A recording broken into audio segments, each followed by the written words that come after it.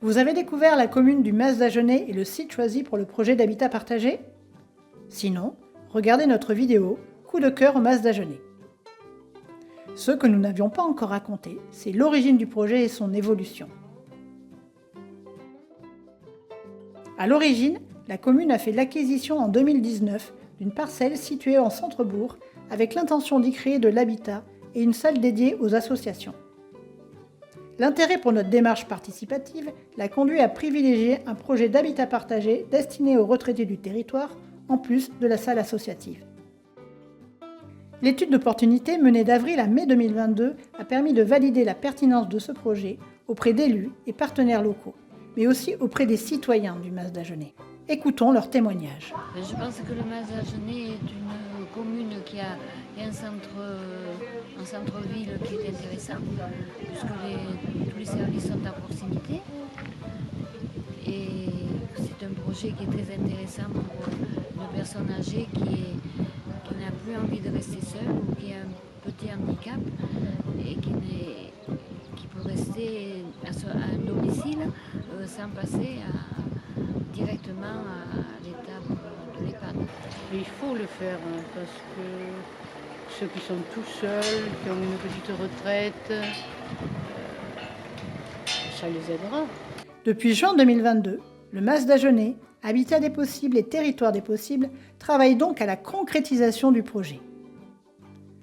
6 ateliers participatifs menés entre juin 2022 et janvier 2023 ont ensuite permis aux retraités du territoire de constituer le cahier des charges architectural de l'habitat.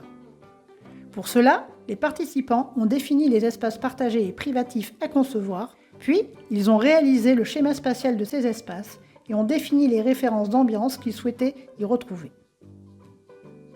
À leur demande, ils ont également visité l'habitat partagé de l'Estiac et ont rencontré ses habitants, afin de mieux saisir concrètement à quoi pouvait ressembler le quotidien dans un habitat partagé.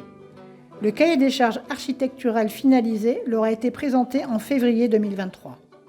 Dans ce travail participatif remis à l'architecte, on y retrouve 6 à 8 espaces privatifs de type T2 d'environ 38 m², 60 m² d'espace partagé intérieur avec une grande cuisine, salle à manger, un petit salon et une buanderie, 500 m² d'espace extérieur.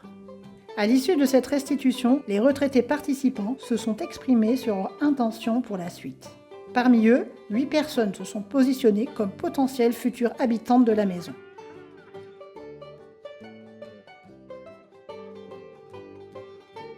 Depuis 2023, le projet du MAS est en phase de lancement. Les potentiels financeurs se sont réunis le 18 octobre 2023 afin d'exprimer leur intention. L'architecte a été choisi en décembre 2023. Ce sera le studio 50 janvier. L'équipe projet a elle aussi été définie.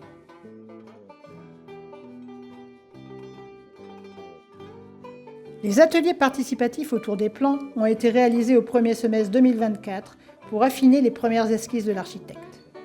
Les habitants ont ensuite validé l'avant-projet définitif et le permis de construire a été déposé en juin 2024.